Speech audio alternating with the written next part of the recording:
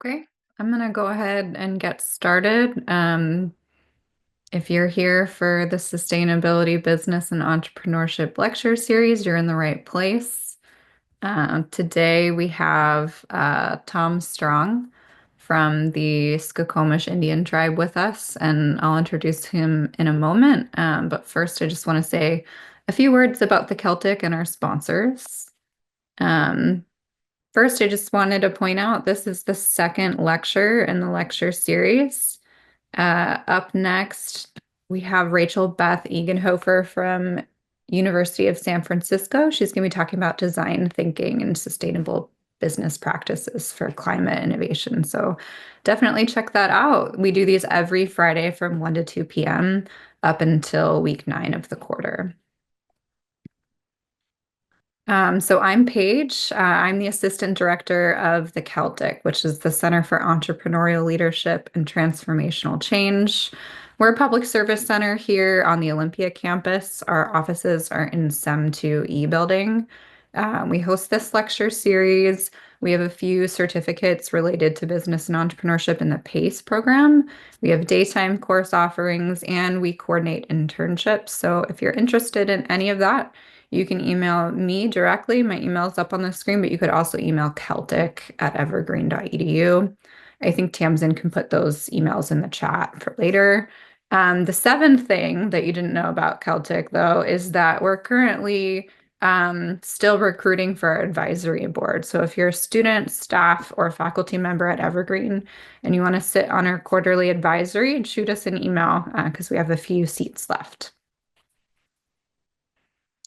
Our co-sponsor is Thurston Green Business, which is a free, easy business certification that you can get. You can apply every year, January 1st through February 28th. So stay tuned, those will open in the new year. We're funded in full by the Clean Energy Committee, which is a student-led committee with the mission to support clean energy projects and share sustainability strategies at the Evergreen State College. So thank you, Clean Energy Committee. Just another reminder for students, the student experience survey is coming up. You're going to get an email sent to your student account on October 28th. It's really helpful for legislators to look at the results of this survey. So definitely check it out when it comes. It takes less than 10 minutes to complete.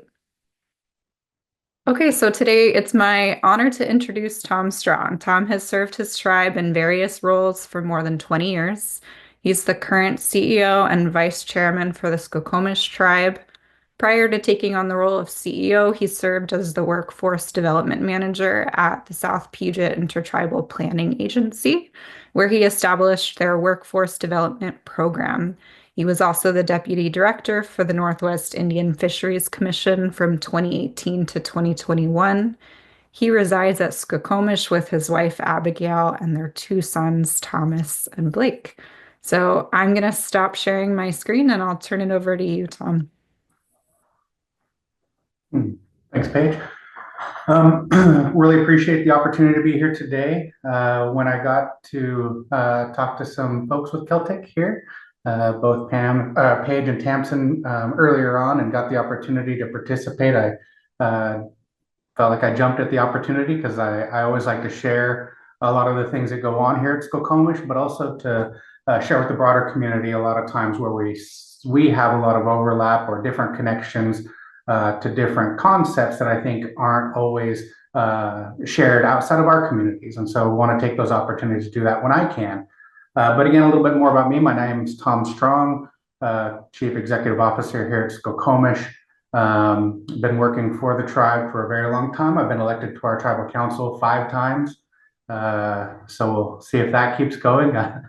But it's been a lot of fun and definitely a learning experience as well. So today, I wanted to take some of the concepts or topics that you all are focusing on, sustainability, business, and entrepreneurship, and talk a little bit about how that relates back to my community and my tribe here at Skokomish. And so I'll just jump in and start talking about some of the things that I wanted to mention, but also to say that at the end, I'll entertain all questions and feel free to ask just about anything. I've been here for a very long time, and even if it's something outside of the things that I mentioned today, I have a lot of experience with the tribe and can provide some information on pretty much everything we do. So I'll just jump in here real quick and to start really on the topic of sustainability. And the two things that I wanted to focus on most around that concept are two things that we do here at our tribe. The first isn't unique to our tribe, but the second is. The first being fisheries management. And so that is, to me, really kind of the core of sustainability, because again, as a tribe, we have a treaty right to harvest fish, shellfish, and other species that our folks had utilized since time immemorial. And so, leading up to the Bolt decision in the 70s, that treaty right was not properly honored. Following the Bolt decision, which was actually a series of decisions that established not just the treaty right itself and what that really means, but also the management and sharing relationship between the state of Washington and the tribes here. After that decision, it had taken some time to develop what that management framework would look like. And it's a hard-pressed opportunity for the state of Washington and the 20 treaty tribes here in Western Washington to figure out kind of how all of this will come together. And so the way that this is ultimately structured is there's a group called the Pacific Fisheries Management Council that sets the basically the harvest season, or the amount, if you will, that will be harvested from the coastal waters of Washington and the fish that are returning here. Once those are established, there's another process that's called, just for shorthand, is referred to as North of Falcon. And it's through that North of Falcon process where the state of Washington and all the tribes who do harvest here in Washington come together and develop the fisheries management regime under which we'll all harvest. And that's unique for every tribe, and each has a little bit different opportunity. Here at Skokomish, we are what is referred to as a terminal area tribe, meaning we're at the end of the line, so to speak, as far as when fish come from the ocean, they're returning to our Skokomish River. And so we're at the end of that line, and we're the last ones with an opportunity to harvest. So those fish are harvested from the ocean through the Straits of Juan de Fuca and into Puget Sound before they come down into Hood Canal and ultimately to the Skokomish River. So it's incumbent upon our tribe, working with other tribes and the state of Washington, to assure that adequate numbers of those fish get back to the spawning grounds, first and foremost, but also that our folks have the opportunity to harvest their rightful share of those fish as well. And so this very long, lengthy process that involves all of the tribes, the state, the federal government, and also local stakeholders within the state of Washington, I think is one a great model for how management can be done and consensus can be agreed upon, because again, not everybody gets exactly what they want throughout all of this, and it's an excellent exercise in compromise, because again, we rely upon our people being able to get access to the resources on an annual basis, and not achieving that consensus would be economically not just detrimental for a tribe like ours, it would be catastrophic. So not only is it key that we reach a consensus, but also that we can ensure that there will be harvestable salmon available for our kids, our grandkids, and 7 generations from where we're at. So I really highlight that process as really grounded in sustainability because of treaty rights. And so we won't look to harvest to the last fish. And oftentimes in these circles, we talk about paper fish, because again, you can plan for all of the return that would be something that you believe could happen. It's aspirational, but really it matters in what ends up on the spawning grounds. And so we'd much rather not argue about paper fish, and let's really think about what's going to be out there and making sure that these things are going to be available for all of us that rely upon that, whether it's tribes in the treaty right, the economy broadly in Washington that relies upon all of those dollars injected into the communities where people sport fish, and take advantage of other opportunities to recreate that rely upon those sustainability practices that might not necessarily be done out of the goodwill of everyone. Some are mandated by law, and others we had very long court battles to decide how things were going to be done.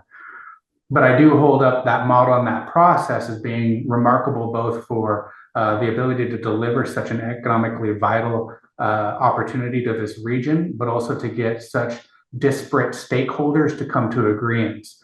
Tribes are not stakeholders in this. They have a treaty right that's federally protected to be able to harvest, but to work with the state of Washington and the stakeholders here who have that privilege to fish really creates an opportunity where a lot of things could get out of hand and disagreements could throw the whole thing sideways. But again, time after time after time, cooler heads prevail. We're able to get things pulled together and again, ensure that there's not just some fish on the spawning grounds and not just harvestable numbers, but sustainable numbers.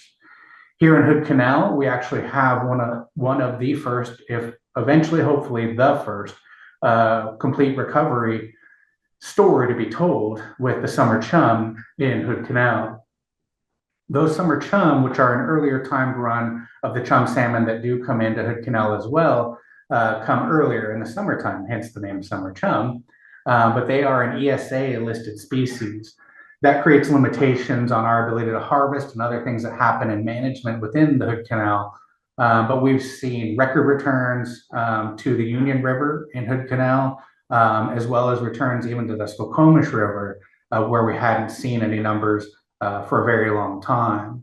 There's been recent stories, and I think the Seattle Times are the local papers about this, and so they're trying to understand if it's an anomaly with the fish themselves, and maybe they're just a hardier, more robust species that isn't as subject to the limitations of climate change, or if there's something more broadly going on now.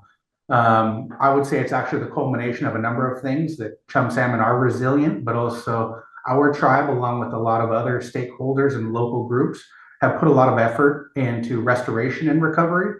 And I think that this is actually going to be one of the first complete recovery stories that gets to be told about the ESA process and fish here in our region. And so we're pretty proud of that and really want to see what we can do to continue to restore a lot of the habitat that's necessary for these fish species to recover.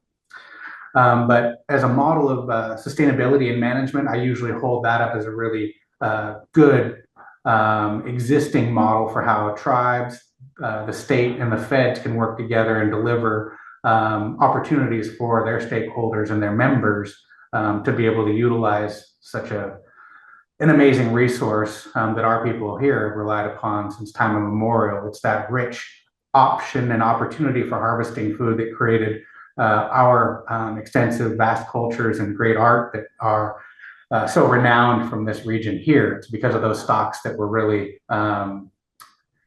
available to all of our people to harvest and put up for the winter time that made for those long, cold winters, an awful lot of great opportunities to tell awesome stories and develop really cool art that really led a cultural legacy that these salmon do. So we really lean on that and focus on that as a great model for sustainability and management. But the other one that I wanted to also touch on is what we do here specific to Skokomish for forestry management.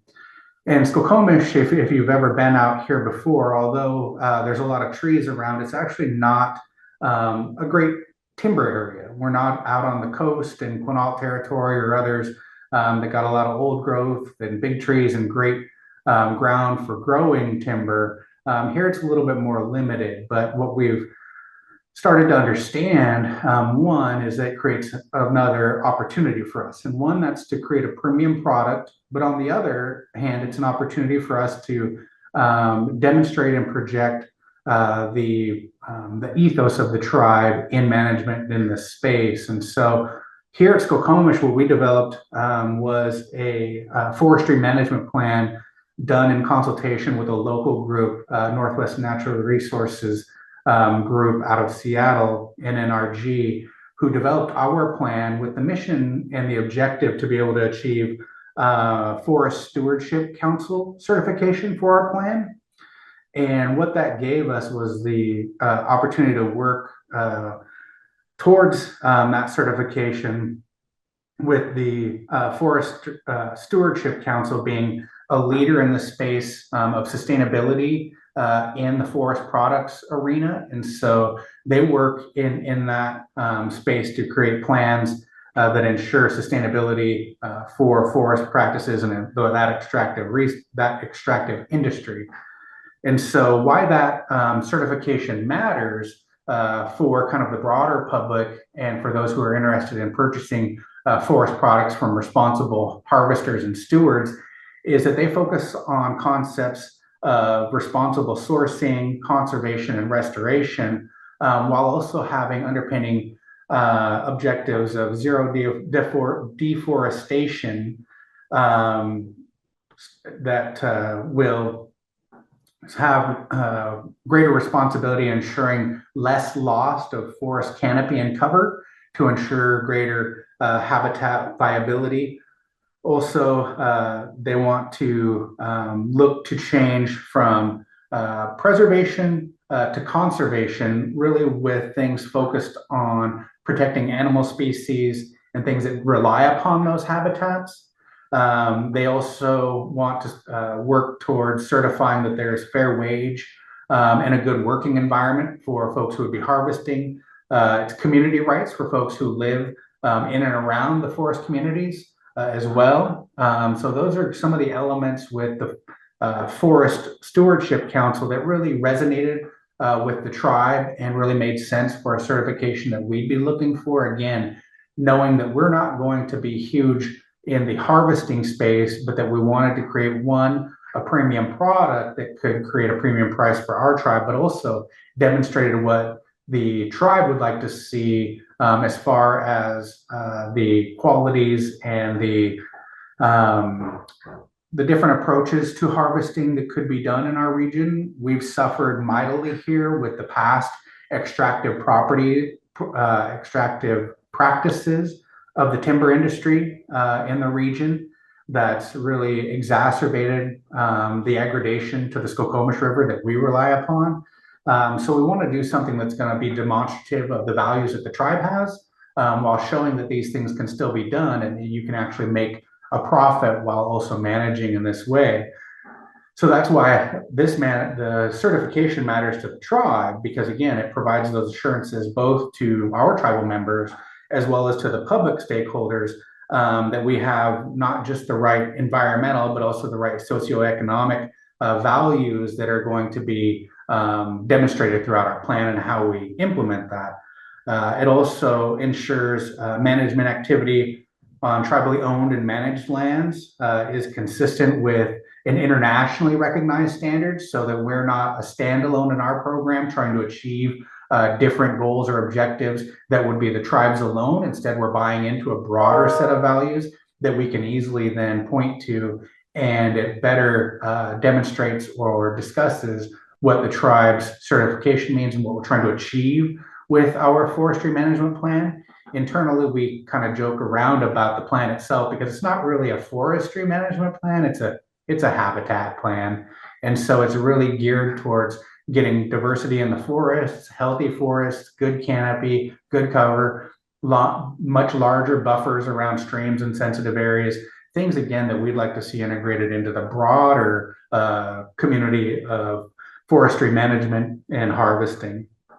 This also, with the certification, provides independent verification and monitoring for the management of the products that come through here. So it's, again, not solely dependent upon the tribe to monitor and to market its own efforts. This actually gets us engaged with another entity who can also share and communicate what the tribe does and independently verify and certify those.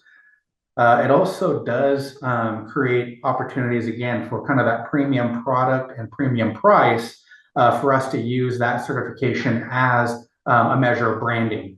And it gives us market recognition because, again, in the broader market, this is a certification that folks will look for and seek out. A great example of that actually is the recent expansion of the Portland International Airport. Our tribe, the Skokomish tribe here, was one of the suppliers for the wood of that project, which I'm told recently opened up. So I was told earlier this week that there's a picture of my smiling face somewhere in the Portland International Airport, and one of our other tribal members, Chris Miller, who's our historic preservation officer. We'd worked with the group and the Port of Portland to take them on a tour of the site where trees were going to be harvested and where the work was going to be going on, and just to give them a good sense of place of what Skokomish is and what Skokomish is all about. So again, it's a demonstration of how we can take a plan that's built on sustainability, but turn that into an opportunity that's a good market-based opportunity. But again, also further explains and markets the concept of what our tribe would like to see as best practices in that industry, and demonstrate that there's good opportunities, not just for that certification itself, but for tribes, small forest landowners to still be a player in that marketplace, get some revenue generated, and also bring a lot more notoriety or exposure and even some accolades. We've gotten some accolades for it, back to what they're doing, which again, I think hopefully makes these concepts, these plans, and those things propagate and become best practices amongst the industry and hopefully in the region. So I usually try to highlight kind of both of those efforts as I think really good ways to demonstrate not just good cooperation, but also how sustainability can be integrated into even market-based strategies, so that we can be successful and that can happen over the long term. On the business aspect of things, I really wanted to focus on some of the limitations that can happen for a tribe. And so our tribe, the Skokomish Indian tribe, is actually one of 9 bands of Tuaduk members who were in the Hood Canal drainage in pre-treaty times. The Skokomish were the largest band of Tuaduk peoples, and the Skokomish River was the largest tributary on Hood Canal. And so at the time, pre-treaty times, it teamed with all the fish species that we relied upon, and the area was good for hunting and gathering, and had access to all of the materials that we had prehistorically relied upon. But the reality of it all is that the Skokomish River now, with 2 dams on our North Fork, extensive logging within the system, is now the most frequently flooded river in Washington state. At least that's what we're commonly told. Everybody's seen the fish swimming across the road, and they're pretty acquainted with that. And that's here at Skokomish, that's us. And so that itself presents its own challenges to having good business opportunities here on the reservation, because with the rising water table, it's really hard to develop the lands where we don't have centralized wastewater services. We rely upon on-site septics and those things to take care of wastewater. It creates a lot of other limitations to development as well. But if you've also been out here to Skokomish, you'll recognize that we're bounded by Hood Canal to the east and the foothills of the Olympics to the west. And so there's also very limited land for us to be able to develop businesses here. So typically when you're looking at a market and trying to develop what your businesses are going to be, you can almost kind of draw a circle around where you're at and start to look at who's there and what their interests are and what might make sense for your region. Well, we're surrounded by a lot of water, hills and mountains and trees, but not a lot of other cities, towns, or anything else. And so that's been a lot of the limitations on our business development. We originally opened our Lucky Dog Casino out here at Skokomish, and subsequently couldn't find the right working model for that style and size of a facility. And we eventually had to close it down for a period because we couldn't get the right mix and model together to make that business sustainable. And so we had to go back to the drawing board and really refocus that business effort to get it to where it is today. And luckily, we've come out of that. We've been open again for, I believe it's over 10 years, and we've been consistently cash positive from that. But that's not really where gaming has been central for our tribe. Ultimately, the saving grace, if you will, in gaming for a tribe like ours was the creation of a consortium for tribes who do little gaming to no gaming, and leveraging our opportunity to use our leases to be able to lease those out to other tribes for a fee. And so that model allowed us to actually get 3 or 4 times what our gaming facility itself generates. And so looking at that as a business opportunity to take and leverage not the gaming facility itself, but instead the ability for us to have these permits is what was actually and has been the most sustainable revenue source for our tribe for over a decade. And so a little bit of background on that.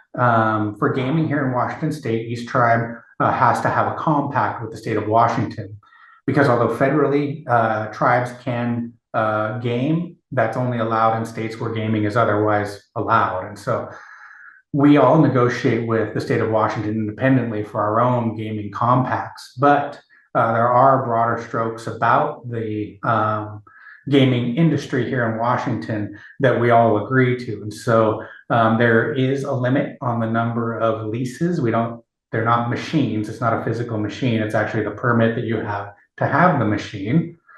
Each tribe has an allotment of those. For the bigger gaming tribes, their allotment isn't enough to fill their floors. And so they have to come to the other tribes who do have leases that they're not utilizing. And then they agree with those of us who do have those available to take those on and pay us a fee for those. And like I said, for this tribe, moving into that space is actually the better business decision than to look at expanding our current gaming operation itself. We've come to understand within our market that our offering has to really be geared towards a local population, and we've got the right mix of machines in there that makes sense here. We don't offer table games. It's really pared down and focused on a local offering. And so to find the right approach to business development and management is key in a place that's very susceptible, not just to the weather and climate change, but also our market is not necessarily geared towards those spaces where we have a competitive advantage. That would be cigarettes, gasoline, and gaming, which are kind of the old standards. Although we have over 1 million cars that travel through our reservation on Highway 101 every year, many of those people are actually going to access other opportunities along the Olympic Peninsula and otherwise, and those aren't perfect customers for the offerings that we have here on our reservation. So recognizing that has meant us deploying different models and different methods for us to be able to try to achieve sustainability within our businesses. And we've finally reached those points, but again, we've seen what the ceiling is for what we can deliver through those current offerings, which has allowed us to examine different approaches. And so what we've done in the last several years is look to develop businesses in other portions of what are referred to as our ceded lands or the ceded territory, which is basically the territory that your tribe, in this case, our tribe, Skokomish, occupied in prehistory and negotiated through the treaty to cede to the United States. For the Skokomish tribe, that includes the entire Hood Canal watershed. And so although our reservation is located at the mouth of the Skokomish River, our usual and accustomed lands, our ceded territory is the entire Hood Canal drainage. So we've looked towards the town of Belfair and in that area to develop some new business opportunities and options. And so we're currently planning to bring those to that market here within the next 2 to 5 years. We'll be moving to develop a convenience store and a casino and entertainment center there. That gives us access to a different market than we have over here at our territory on the reservation. But it's the first gaming operation off reservation that our tribe would look to develop. Other tribes have done similar things in recent years. And so there's actually a number of applications to do something similar. We hope to have that, like I said, in line here quickly. It's 2 different projects, one being the convenience store, the other one being the gaming operation. We're hoping that the convenience store will be available in the next couple of years and the casino in the next 3 to 5. Those preliminary figures look like we'll be doing much more robust business there than we were doing on the reservation. So being able to develop off-reservation projects is a huge benefit to tribes like ours, whose reservations were not situated in great markets to develop other businesses or to do much else outside of what we have been able to do historically. As I mentioned here at Skokomish, with the flooding and everything else, there really isn't a lot of developable land on the highways. And also for the businesses that would make sense in our region, there's not a lot of opportunity for the tribe to get into those positions very effectively or efficiently. The costs are much too high for the returns. So moving in this direction is really going to be a benefit and could be for eventually generational change to the revenue streams that are going to be available for our tribes. So while the businesses have been limited in the past, hopefully here in the future, we're going to have a lot more business opportunity options as well, and developing new opportunities for an economically depressed portion of the county here. Will be just outside of Mason County into Kitsap County, but in an area that's pretty underserved as it is currently. So we're looking forward to that, but it was just wanted to touch on that to show the challenges of developing businesses on our reservation, but that there are opportunities that we're looking to employ moving forward. But it takes kind of a different approach and a different way of looking at things and thinking about things than we had in the past. But definitely going to be a broad benefit to the community once we can get those things moving. I also wanted to touch a little bit on entrepreneurship. And so here at Skokomish, we are a member of one of 5 tribes who are members to the South Puget Intertribal Planning Agency, or SPIPA, as folks locally refer to it. And that was an organization that was started in the 70s by our tribes. I think initially it was 3 or 4 of us to come together because we didn't have the resources to afford planners and grant writers at that time. And so we built this consortium to bring on that talent and to develop the grants and the programs that our people were relying upon as our tribes took on self-governance and moving in their direction for what was going to be how they would want to serve their community. And so it started as a planning agency, really working heavily in the education and social services and health services arena. But recently, the organization has taken a turn to focus primarily on workforce development and entrepreneurship. And a lot of that coincided with my time at the organization, where we had worked to transition our TANF program, Temporary Assistance for Needy Families, to from a direct cash assistance program and into a workforce development program. And so at that time, what we were really looking at was how to provide opportunities for our folks to move away from governmental assistance and to build individual sustainability into their own lives, their plans, and where they wanted to go with their careers. And so kind of remaking that program allowed us the opportunity to explore some other different approaches that we'd seen work at other tribes and in other regions. And so we developed what's referred to as a 477 plan. And that is actually based on an act out of 1992, Public Law 102-477. And what Congress intended to do at that time was to basically use that law with the attempt to lower unemployment in tribal communities. And so that has actually gone through amendments a couple of different times in 2000 and then again in 2017. And in 2017 is when they moved from being demonstration projects and those things to actually becoming part of law and moving away from demonstration. And it also then allowed for an expansion of federal programs that could be basically rolled up under the umbrella of the 477 plan. Initially, we were only allowed to use grants or programs under the Departments of Interior, Labor, Education, and Health and Human Services. When they amended the law in 2017, that greatly expanded what programs could be rolled into a 477 plan. And so it increased to include the Departments of Agriculture, Commerce, Energy, Homeland Security, Housing and Urban Development, Transportation, Veterans Affairs, and Justice.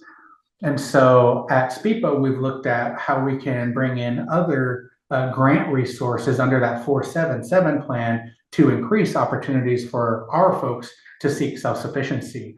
One of those that we've really delved into deeply is into entrepreneurship. We received a Department of Commerce grant, Federal Department of Commerce grant through SPIPA to develop an entrepreneurship program under our 477 plan. So as we received that award, we had permission to roll that into our 477 plan. So it's treated like the rest of our funds that go in there. And the objective is to be able to provide comprehensive education and training to aspiring Native entrepreneurs in our 5 tribes. And so they've developed around this concept of Indianpreneurship that they're trying to develop here. And we actually have a cohort from our tribe who's, I think, about 3/4 or more of the way done with their program in seeking access to resources and other programs that can help them implement their entrepreneurship efforts and their plans moving forward. And so we're really proud of that program, and it's really just getting going. But between the 477 plan and the resources that are available there for folks to achieve whatever their workforce development goals are, whether that's to move into, we have folks whose their objective is to get into treaty harvesting. So they might want to harvest geoduck, clams, oysters, crab, shrimp, fish, or otherwise. And they're developing plans to be able to do that and to chart that as their career path. We've got other folks who are interested in being able to get into other program work at our tribe. And so we've seen other folks who are being trained in different programs to backfill positions and do other things to be upwardly mobile within our system. So the workforce development piece then couples with that entrepreneurship piece so that folks who might not necessarily be looking for opportunities to work within the tribe, but instead develop their own, whether that's to serve the tribe's businesses, outside entities, or whatever their interests are. We've got folks who are in everything from cleaning businesses to art-based businesses to folks who are doing landscaping, folks who are doing graphic design and other work that they're looking at doing, but need those plans and access to capital that our program is building and wanting to offer as well. So we're seeing a little bit of development around that. We've got our first cohort, like I said, getting ready to wrap up here real soon. But we're really happy about seeing not just the opportunities that are there, but I've watched myself with the development of this workforce development program and entrepreneurship programs, folks who hadn't been engaged with our tribe for several years, whether that's through work or participating in community events or any number of things that we offer here, who are engaged now, who've come out and are looking for new opportunities, who may have felt like doors were being closed to them before, but are seeing doors open to them under these programs. It's really enlightening. It's really refreshing, and it gives kind of a new lease for a lot of folks that we're really proud of.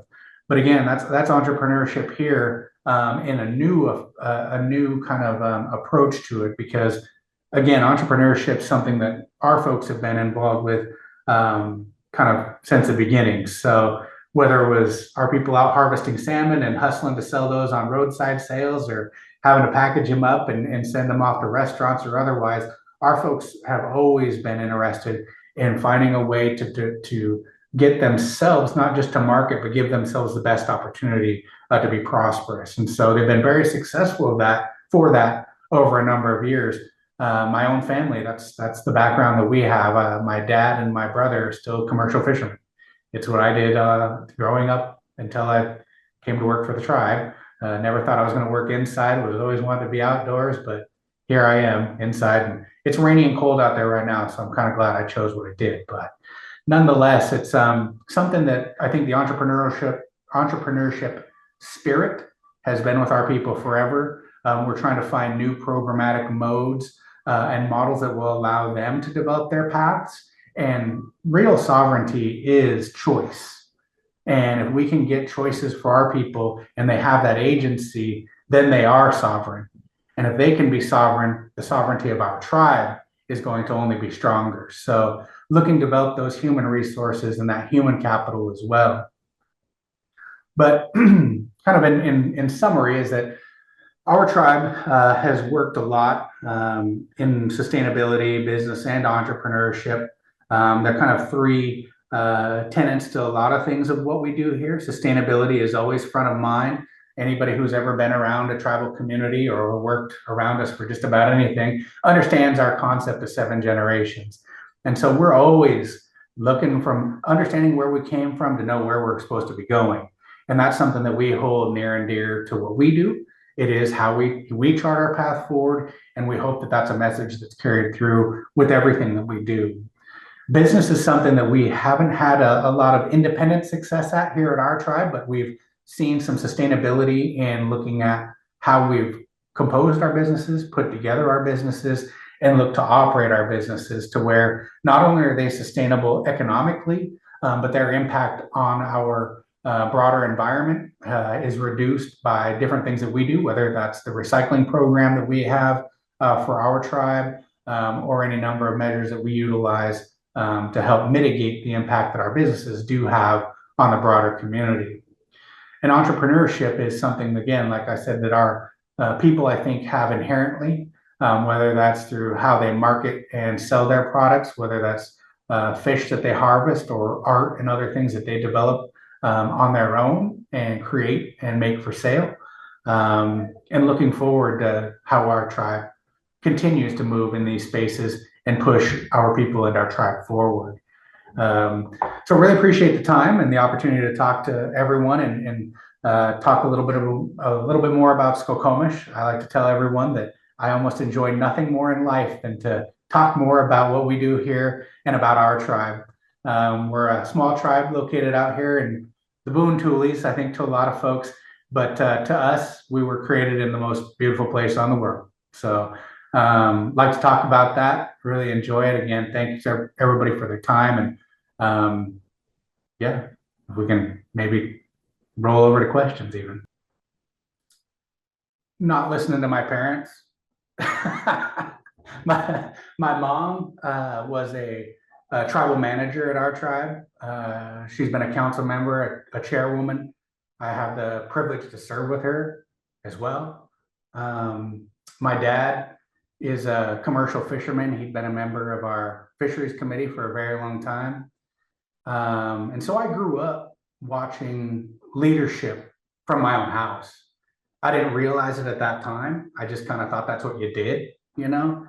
And so for me, I was always motivated by that. And I wanted to be a part of that. And who knows what that is, you know, nobody really knows.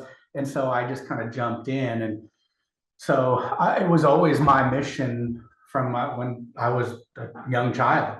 All I wanted to do was work for my tribe, do whatever I could to add value for my tribe, learn everything that I could for my tribe. And so I jumped into everything. And my mom would just give me everything, and I'd read everything that the tribe was putting out. And I read all of our codes and ordinances. Hey, Denny, did I?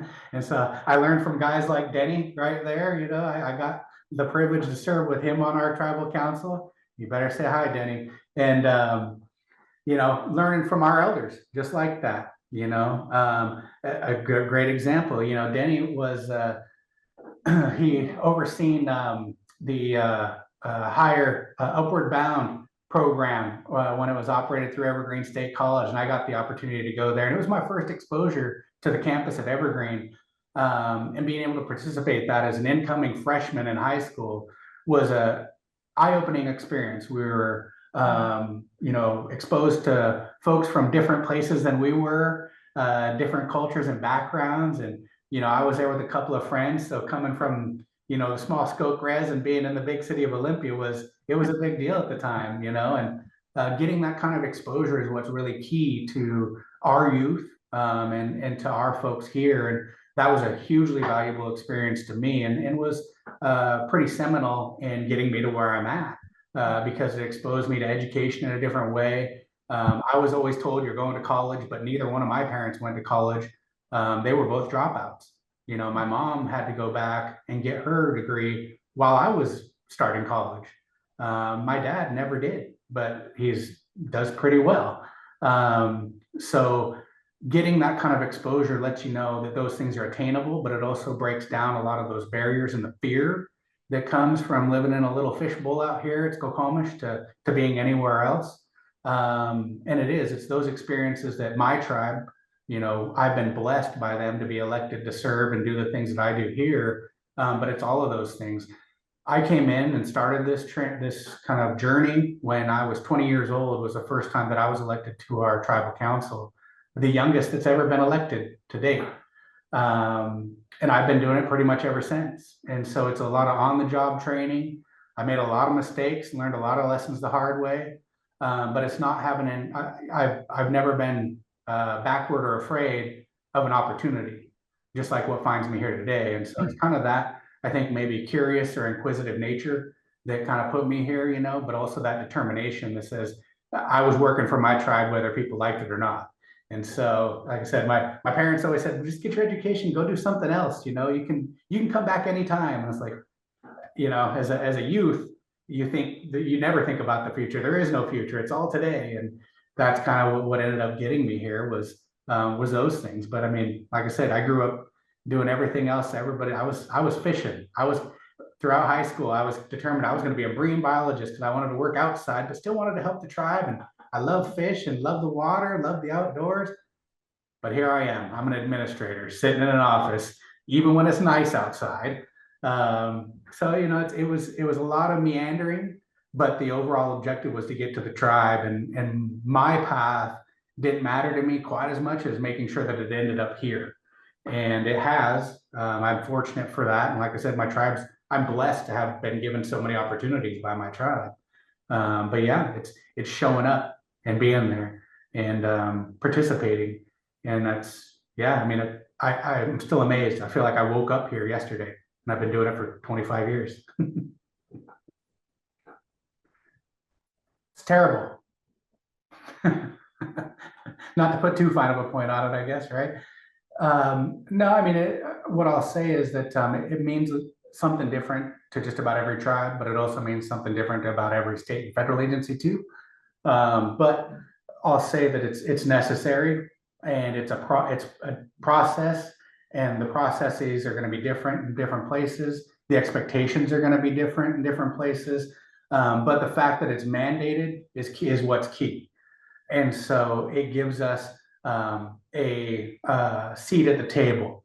One of our leaders, Mr. Ed Johnstone, who's the chair at the Northwest Indian Fisheries Commission, I've heard him say it numerous times, and he got it from someone else.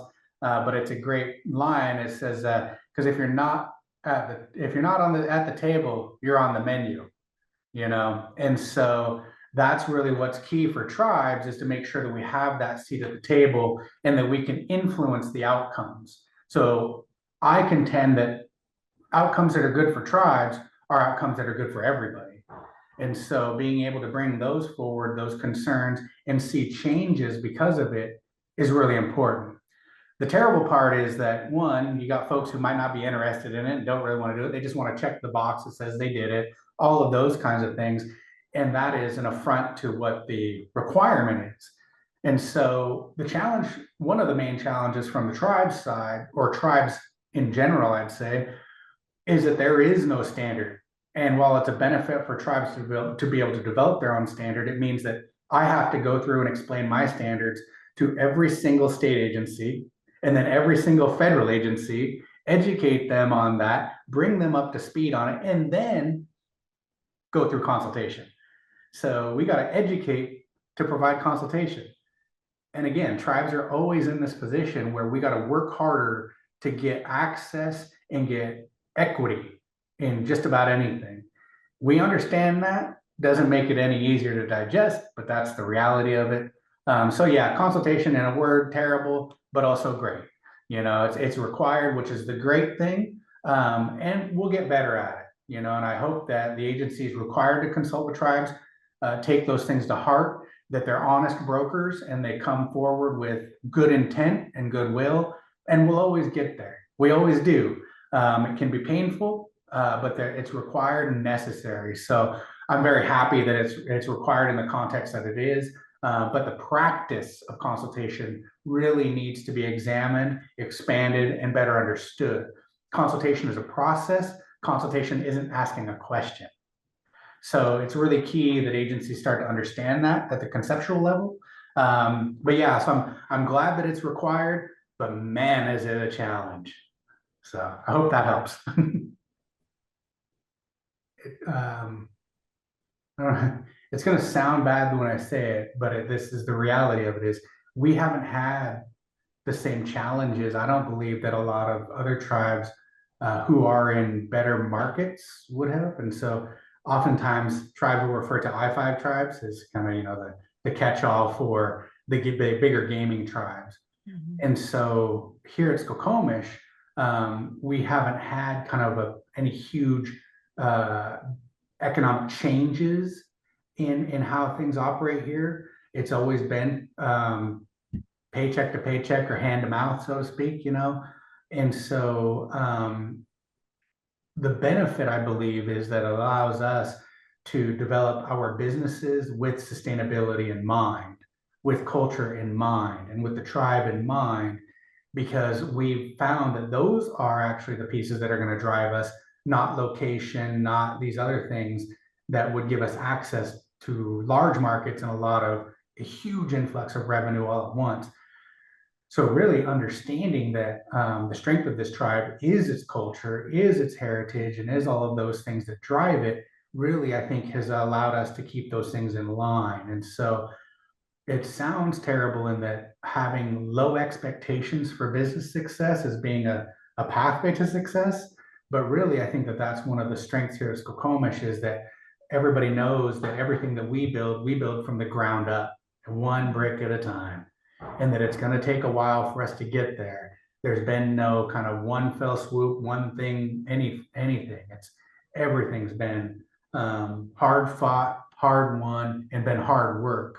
And I think that's really what's kept us grounded here, is being more rural, being more moderate, and being more focused on kind of the core aspects of delivering governmental services and making sure that our people have opportunities to harvest. Because at Skokomish, our people are still basically independent contractors under the tribe. The tribe itself does no harvesting of treaty resources. We manage them, we oversee them, we do all of those things so that our people can harvest all of those resources and make their living that way. And so for us, that's really still how we operate, with the people first and foremost at the front of our mind, and creating opportunity for them, not necessarily creating opportunity for the government or the business.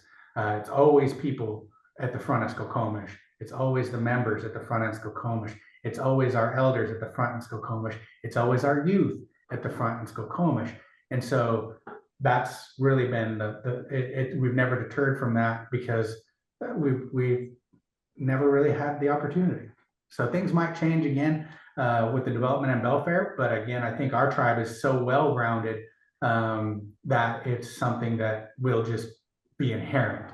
Skokomish, if you don't know our tribe well, is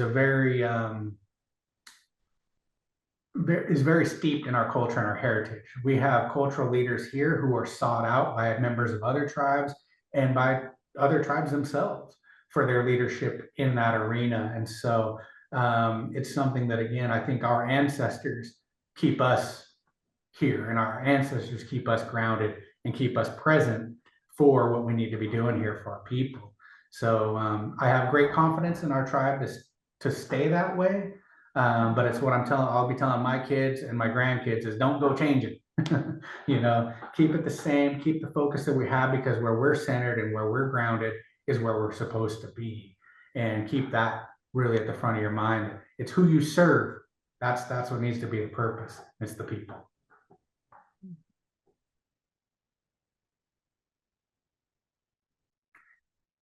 Unique is an interesting way to say it, but what I will say is we have a few different ones that I like to highlight, and they're both from Skokomish women.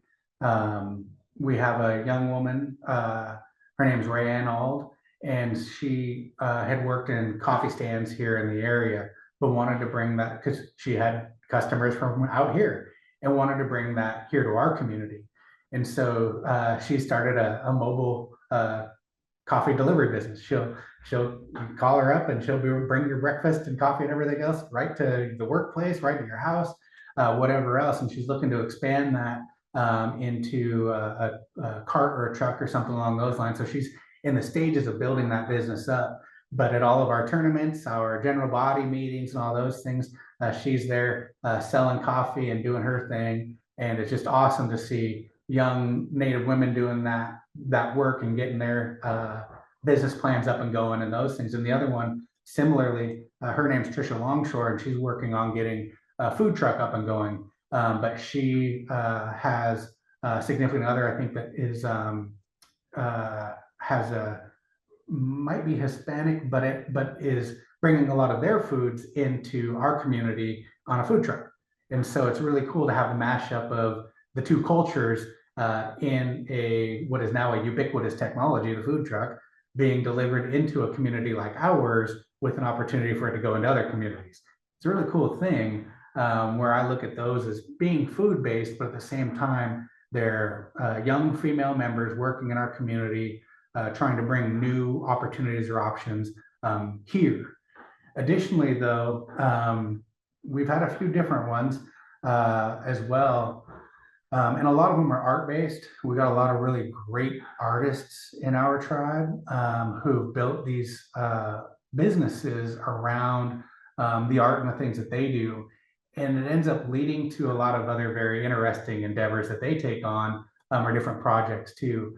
But yeah, there's a whole handful of them. And I'll be curious what comes out of this cohort with our Native Entrepreneurship Academy as they wrap up, because I understand that there's some landscaping businesses, a janitorial service, and then a few other ones that I think are kind of innovative that are coming out of there that I'll be really enthused to see where they go as well. So there's a good handful of them. And then I would also say that we have folks who are looking to do different things with their treaty harvested products as well. So yeah, there's going to be a lot more entrepreneurship on the horizon here at Skokomish with people taking advantage of the programs. It's really awesome. Yeah, I think it's it's back to the location piece and that we are rural, heavily trafficked during the summer. But I think that that's a challenge that our people, interestingly enough, are really built for. And so for us, everything's built around fishing seasons. And so it's a feast or famine kind of thing. And so our entrepreneurs similarly know that there's going to be times when they're going to have an awful lot of opportunity and they'll have more customers. And then there will be times that they may not. And so coming from an economy like ours is, where everybody is aware of this and everybody here innately feels it and senses it, that we know this, they are prepared to know how to expand and contract their business based upon where things are going. Whether that's a seasonal thing or maybe other challenges that might come with their supply chain or otherwise, I think that they're more able to adapt because of the challenges that already exist in our community and our challenges for businesses here. Because folks kind of it's almost baked in the math, I guess, if you will, that these challenges are going to exist and you need to be prepared for that. And so I think the seasonality is potentially a big challenge, and the lack of skilled workforce if they are going to get into areas to develop businesses where they need to develop, whether they're say that somebody wants to get into general contracting or wants to take on a carpentry business, because we've got a lot of very skilled builders here. That access to skilled labor is also a limitation that they have too. So there's a lot of limitations that are there, but the determination that our people have is just amazing. So their resiliency, amazing. So I have no fear for them. I know that they understand these things, but those are some of the challenges that entrepreneurs in our community would have. Well, sounds a little crass, but I'll start with the entrepreneurship piece, and that desperate times call for desperate measures. It's kind of the same thing for people, I believe, too. And that in times of desperation, folks are looking for other opportunities and they're reaching and grasping and they're willing to work hard to get there. And so that desperation creates opportunity, I believe. And so we're working to try to find ways to link up the resources for them to get access to the things that they're going to need to do what they want to do. And the tribe is really the facilitator in that. And so we develop the programs, bring in the resources, and the individuals will take that and run with it. And so that's really what we're seeing with the entrepreneurship program that's going on now. And trying to match those things up is really going to be the key. And so we're doing that. And then we just have to consistently deliver to see consistent success over time. And I'm really hopeful about that with the programs we've developed. How we interact as a tribe is a little bit different because that's that where we interact on the entrepreneurship is where the business and the government kind of meet a little bit. With the way that we interact with our folks who are in poverty, that's the straight governmental services side. And so we offer a number of things here, whether that's access to a general welfare benefit program that can help folks with emergency needs, such as like if your washer, dryer, freezer, fridge, or whatever breaks down out of the blue and you can't afford to replace those things, we have a program that can replace those things for our members. It can also provide for travel for medical purposes, other access to other services or resources, limited on the housing side under that program, but it does provide for some temporary supports there. That's, I think, the most flexible program that we provide for our folks who are either in poverty or just have a basic need. It's not means tested and it's open to every tribal member.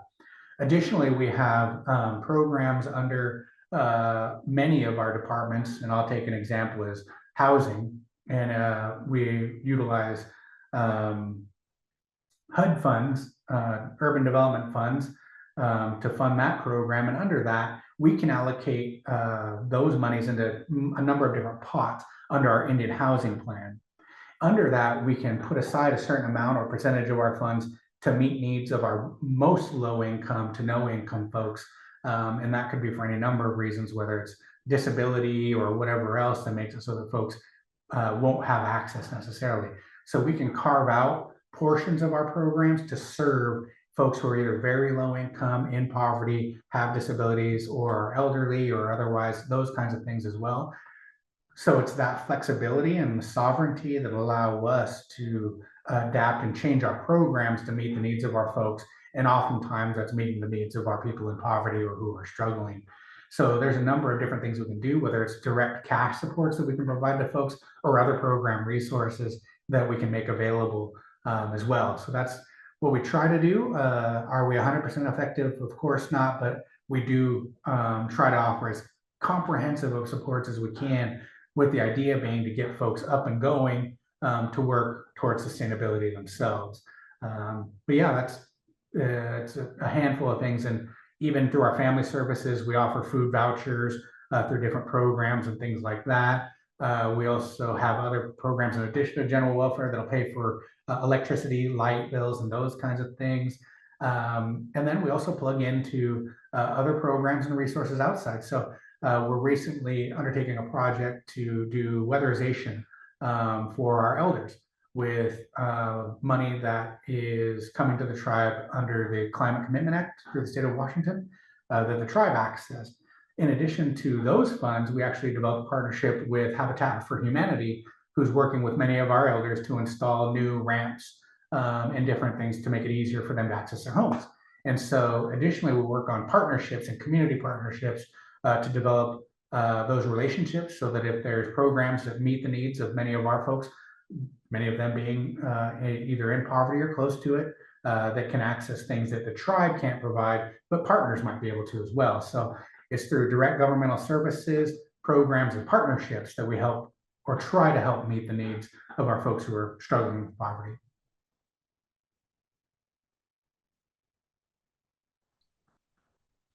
We're all different. 29 tribes in Washington, 29 different tribes. Um, and that's first and foremost. Every one of us is a sovereign, self-determined nation, and you need to respect that sovereignty, that position, that authority, and that history. Um, Additionally, I'd say that some of the best advice I can give folks is advice that I got from an elder of mine. You got two ears and one mouth for a reason. It means listen first. Don't be waiting for a chance to talk. Be listening with your mind and your heart and your soul, because that's really how you are engaged and show respect to the folks that you're working with or that you're around. But I'd say, in addition to that, it's about experience, and it's just like anything else. It's about demonstrating respect without familiarity. Go out and learn a little bit about us, learn a little bit about our tribe, learn a little bit about how we're different, learn a little bit not just about the struggles, learn about the successes, learn about all the great things our tribes are doing. And just like it's like any other relationship. When you come into that relationship, you want to get to know someone. You want to demonstrate that you're committed to making that a two-way process. And just like anybody and anything else, and tribes are the same way. I'd say that those are things that would really be key in approaching or working with tribes, and are really necessary to having a good working relationship. It's a struggle, but I think that folks are better equipped now than they have been in recent history to know how to work with us. But those are some keys that I would, or advice that I might provide to folks who either want to work with tribes or find themselves in maybe a state or federal agency where they are forced to do the consultation or otherwise. Is I think that those are good lessons and good advice to bring to bear in those relationships and forming those for folks, I hope.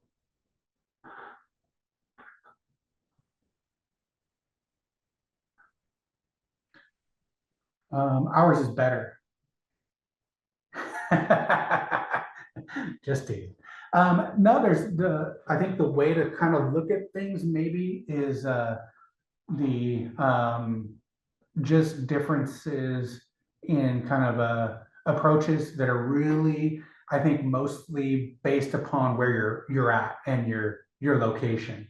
And so, whether you're on the plains and you were feeding on buffalo, or you're on the coast and you were feeding on fish, a lot of the same ethos is there amongst a lot of us, and we approach things very similar, even though our cultures can be very different. Um, so I'd say just you can kind of look and see some of the differences, and I think it's really, again, like I said, it's place based.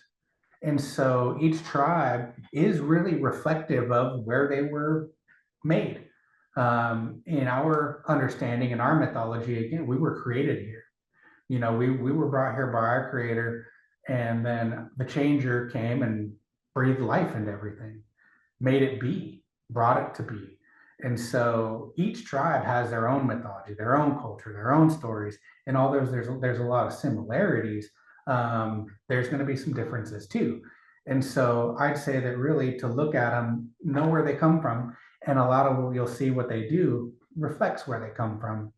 And so the big differences, I think, are really a lot of size is a big part of it.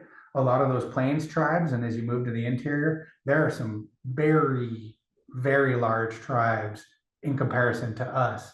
Skokomish, we're about 800 members, depending on which way the wind's blowing. But it's not uncommon for tribes in the Southwest and move into the plains to be thousands of members. And so that itself is inherently different than how we are. But just like they would move seasonally, we moved seasonally as well, harvesting different things at different times in different parts of our territory.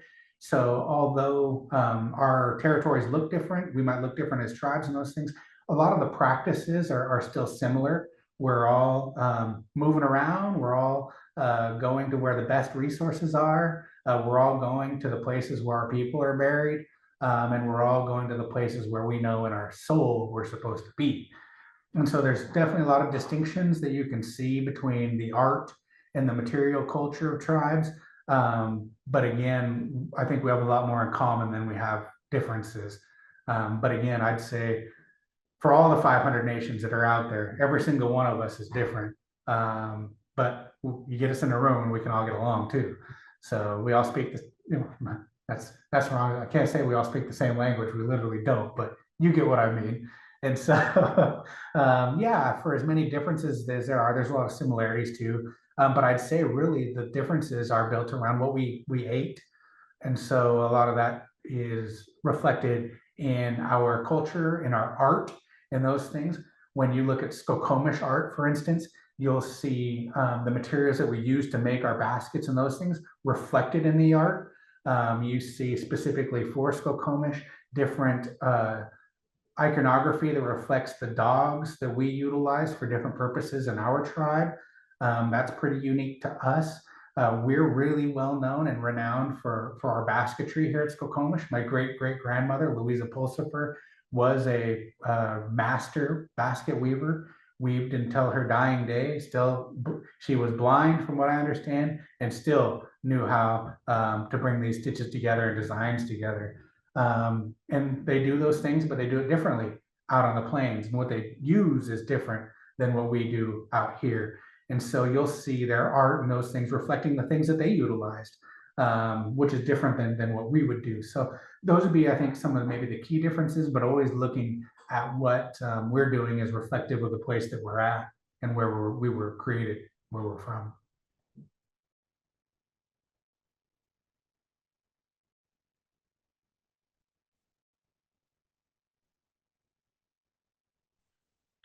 I'll start with the most difficult.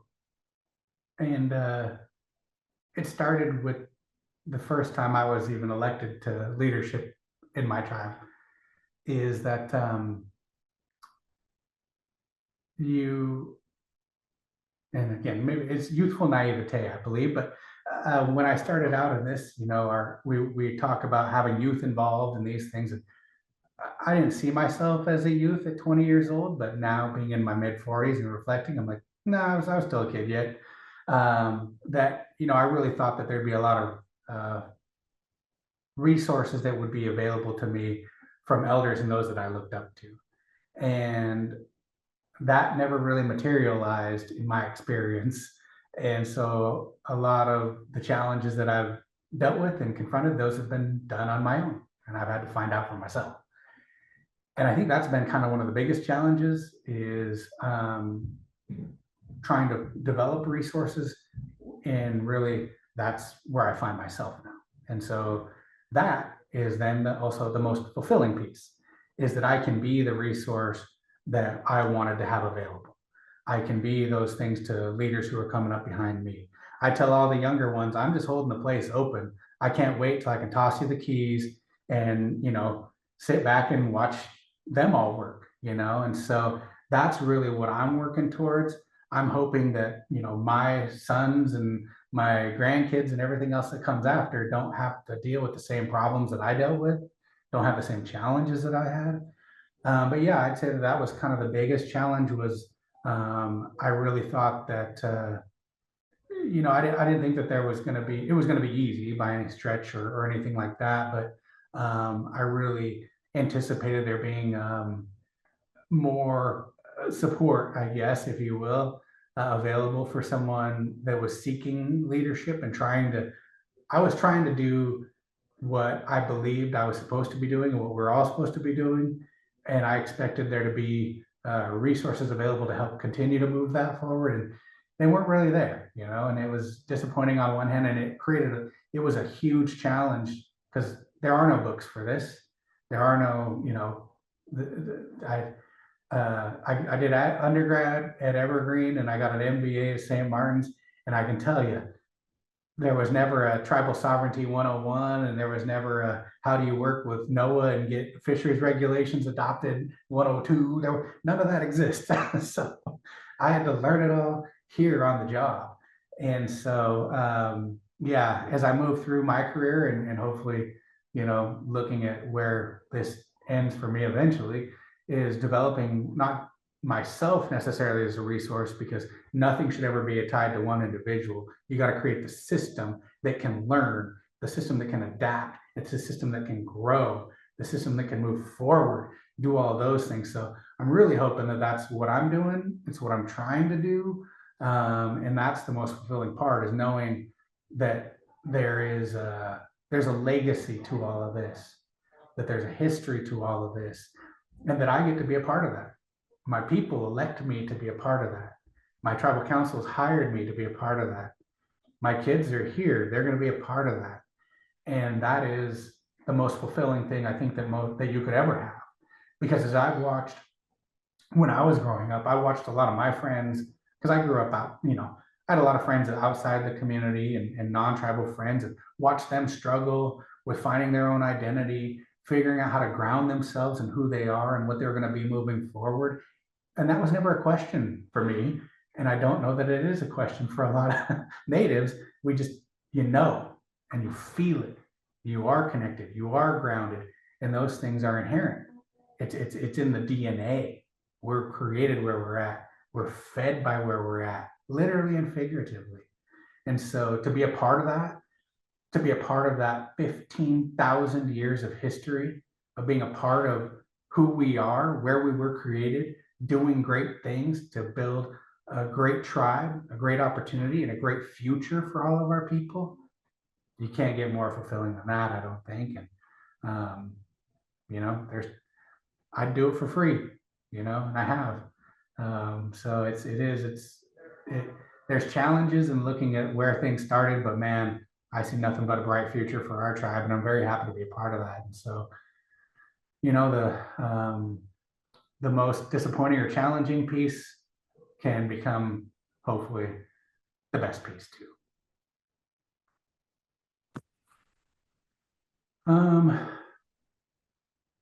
Support treaty rights.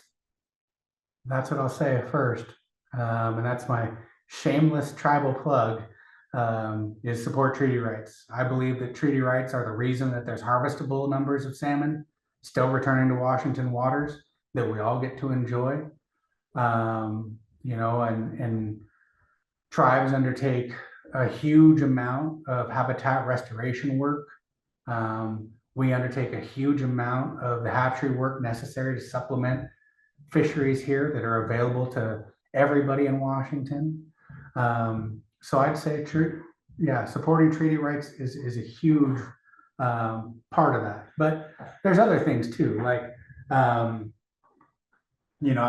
seen a lot of articles over the summer with a lot of folks who weren't very happy about all the traffic impacts that were going on as culverts were being replaced and this, that, and the other thing. And we had those things happening everywhere. And I had gotten a lot of feedback with people saying, well, what are they even doing? Is it going to really matter? Is it going to make any difference? Is it going to provide access to any other habitat, whatever else? And I'd say two things. First is, yes, it will provide access to habitat, and it will open up new opportunities for fish. And yes, while this might only be geared towards federal culverts, this will trickle down to state and county culverts too.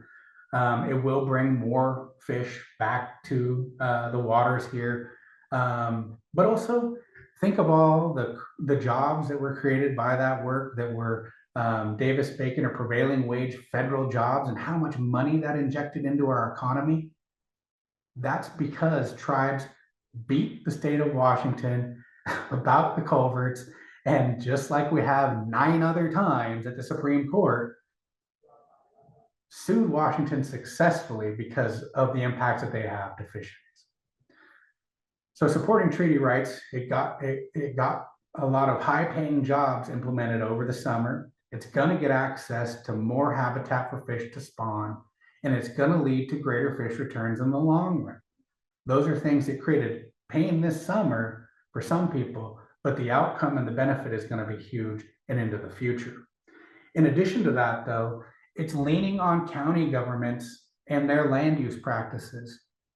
If they can increase buffers, and this goes up to the state as well, if they can increase buffers around fish-bearing streams and enforce those, if they can limit impacts around the nearshore areas and stop allowing bulkheads to be built, killing off the eelgrass beds where fish are reared before they go out to the sea, if the counties and the state could develop the intestinal fortitude necessary to tell people, no, you can't build there, or sorry that you do own that, but you can't use that portion of your land because of these things. Until those things happen, you're you're not screaming into the void, but the challenges are going to remain and they're going to be very stubborn. And we see that here at Skokomish because we undertook, in consultation or in cooperation with the local county and the Army Corps, a general investigation of the Skokomish watershed, with the idea being how do we restore function to the watershed with there being two dams located on the North Fork of our river. The investigation was done. The tribe lobby got the work put into a budget, and we had budget available for this, but there's a huge stumbling block in working with the county to be able to actually get the lands acquired that would be necessary to implement the projects for restoration. So not only do we have the prescription and the money to implement the prescription, the county can't get the access and the agreements in place to implement. So if it were up to the tribe, who again is its own government, just like the county is, we would use our leverage and our authority to condemn lands to be able to do that because it's important. It's the right thing to do. The county can't do that for some reason, and it's a choice, but they'll tell you they can't. And those are things where, again, if you elect good leadership that's willing to make the hard decisions and do what's necessary to bring to bear the projects that are going to bring fish back, we can get there. But if we have folks who are going to reinforce the status quo, or, we live in a very rural place here at Skokomish where the surrounding community is not necessarily reflective of the values of Skokomish, we're hemmed in here and we're stuck. So it's really look at the leadership and elect people who are willing to make the hard decisions, do the hard work, and be able to affect change at the local level. So also from the federal level and at that level, it's also, like I said, supporting treaty rights, but also advocating for proper funding of restoration efforts under NOAA and Department of Commerce and making those grants available. The tribes do a lot of that, but I've advocated and lobbied for. We have what is called right now. Why am I drawing a blank on the acronym? But anyway, there's a lot of investment in finfish restoration work around that. But we need also, PACSERF, Pacific Coast Salmon Recovery Funding. There it is. But we need something similar that's built for shellfish and restoration of shellfish beds, because those increase water quality locally. They're a great source of food. We love to eat them all. But also it drives the economy because if there's greater numbers to harvest, those are more making it to market, putting money in local landowners' hands and in harvesters' hands as well. So we actually get a multiplying benefit of those kinds of investments. So I'd say look at investments in restoration, expanding from simply salmon restoration and salmon focused to be also shellfish focused as well. And doing some of those things could be hugely beneficial to salmon in our economies here locally.